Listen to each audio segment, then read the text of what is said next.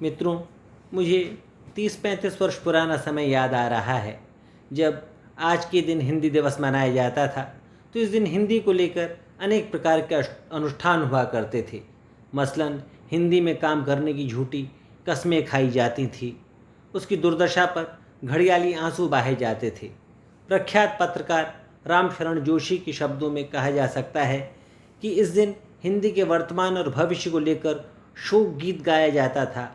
विलाप किया जाता था कि हिंदी का अस्तित्व खतरे में है, मीडिया ने इसे विकृत कर दिया है, गैर हिंदी भाषी लोगों की हिंदी इसकी शुद्धता और व्याकरण को नष्ट कर रही है, अंग्रेजी के वर्चस्व तले हिंदी कसमसा रही है। अगले दिन लोग सब कुछ भूलकर अपने अपने कामों में लग जाते थे और हिंदी वहीं की वहीं उपेक्षित, तिरस्कृत और अपमानित पड़ी रह जाती थी। लेकिन अब समय बड़ी तेज़ी से बदल रहा है। हिंदी अतिशय तीव्र गति से विश्व भाषा का प्रभामंडल प्राप्त कर रही है। हिंदी को वैश्विक संदर्भ प्रदान करने में विश्व भर में फैले हुए 6.5 करोड़ से ज़्यादा प्रवासी भारतीयों का विशेष योगदान है। वो हिंदी के द्वारा ही अन्य भाषा भाषियों के साथ सांस्कृतिक संवाद कायम करते हैं। सुधीश पचौरी जी ने तो कहा भी है कि पहले चलती का नाम हिंदी था, अब बदलती का नाम हिंदी है। वो चरे वेती में विश्वास करती हुई चलते चलते बदल रही है, बदलते बदलते चल रही है, चलते और बदलते हुए वो निरंतर फैल रही है।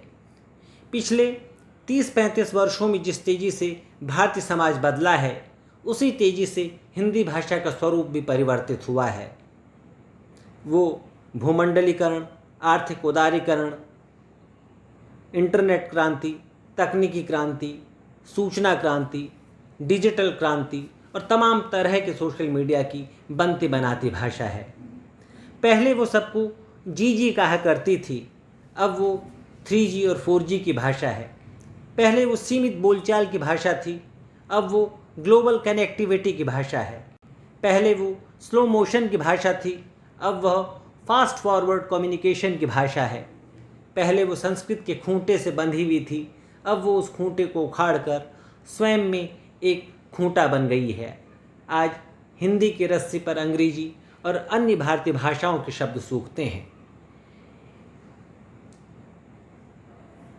पिछले कुछ वर्षों में हिंदी भाषा के स्वरूप में जो परिवर्तन आया है, उसकी झलक हमें विज्ञापनों की हिंदी में, म्यूज़िक एंकरों की हिंदी में और समाचार वाचकों की हिंदी में देखने को मिलती है।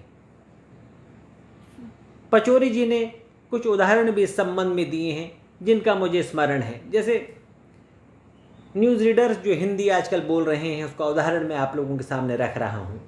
हमारे रिपोर्टर की नज़र में इम्पोर्टेड गुड्स के प्रति बढ़ता क्रेज़ भारत की इकोनॉमी को नया आधार दे रहा है, जो आज के ग्लोबलाइजेशन और लिबरलाइजेशन की अहम डिमांड है। म्यूज़िक एंकर किस तरह की हिंदी बोलते हैं, इसकी एक बानगी देखिए। यार, किशोर दादी सिंगिंग द जवाब नहीं, हाउ मेलोडियस, कितना रोमांटिक है। अगर जीवन का फलसफा समझना हो तो एक बार किशोर दा को जरूर सुने। विज्ञापनों की हिंदी का एक उदाहरण देखिए।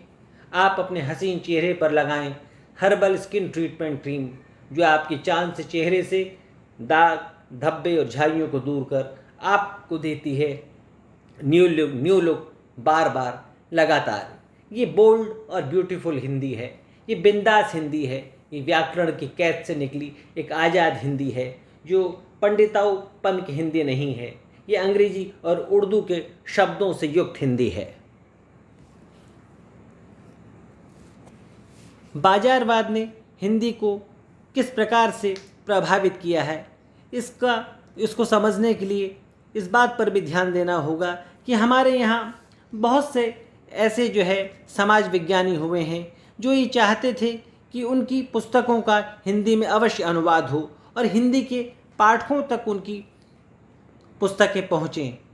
यहाँ इसका उल्लेख करना प्रासंगिक रहेगा कि doctor Vipin Chandra, Romila Thapar, doctor RS Sharma, doctor Ashish Nandy, doctor Rajni Kothari, doctor Irfan Habib, Rajeev Bhargava, Yogendra Yadav जैसे अंग्रेजी के समाज विज्ञानियों के लेखन को हिंदी पाठकों ने बेहद पसंद किया है। ऐसे समय में रामशरण जोशी ये कहते हैं कि हिंदी के लिए मरसिया पढ़ने का औचित्य क्या है। आज अमेरिका के लगभग 55-60 विश्वविद्यालयों में हिंदी की मौजूदगी है। जब से राष्ट्रपति बुश ने अमेरिकी विद्यार्थियों से हिंदी ज्ञान प्राप्त करने के लिए कहा है, तब से इस भाषा को लेकर वहाँ के विश्वविद्यालयों में नई उत्सुकता पैदा हुई है।